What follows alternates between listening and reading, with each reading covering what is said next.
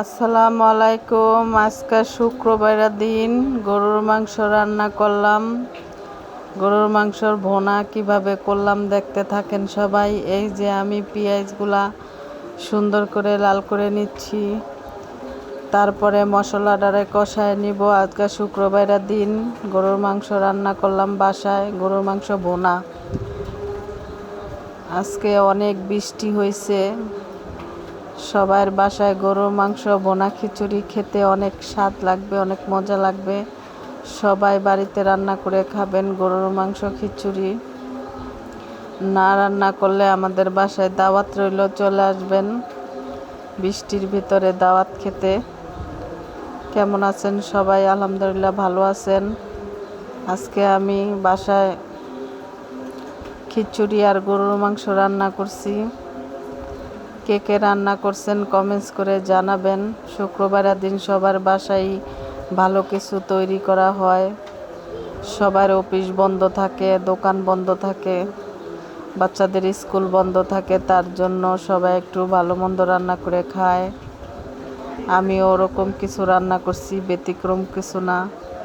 সবাই আমার জন্য দোয়া করবেন, জানি সুন্দর সুন্দর ভিডিও দিতে পারি, সুন্দর সুন্দর রান্না করতে পারি। আর আমার রান্না কেমন হয় অবশ্যই আমাকে জানাবেন, কমেন্টস করবেন। যেরকম পারি সেরকমই রান্না করি। যদি আমার রান্না ভালো লাগে অবশ্যই ভিডিওটা দেখবেন, দেখার পরে সুন্দর একটা গঠনমূলক কমেন্টস করবেন।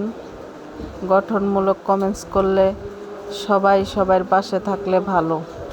আপনিও আমাকে কমেন্টস করবেন, আমিও আপনাকে কমেন্টস করব। আপনার পাশে আমি থাকবো, আমার পাশে আপনারা থাকবেন। তাহলেই সবার পেজটা আস্তে আস্তে ভালো একটা পর্যায়ে চলে যাবে।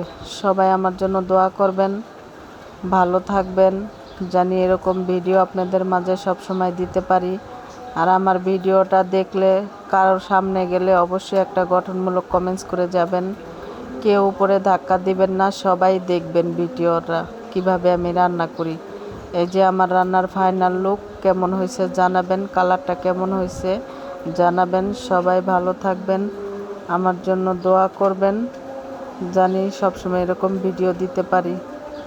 ঠিক আছে, এই আজকে শুক্রবারের দিন সবাই জুম্মার দিন গরুর মাংস রান্না করবে, বাসায় খাবে। আমিও আজকে রান্না করছি। আকাশে অনেক বৃষ্টি দেখতে পারতেছেন। আজকে বৃষ্টির দিন সবাই বাসায় থেকে রান্না করে খাবেন। ভালো থাকবেন, আল্লাহ হাফেজ।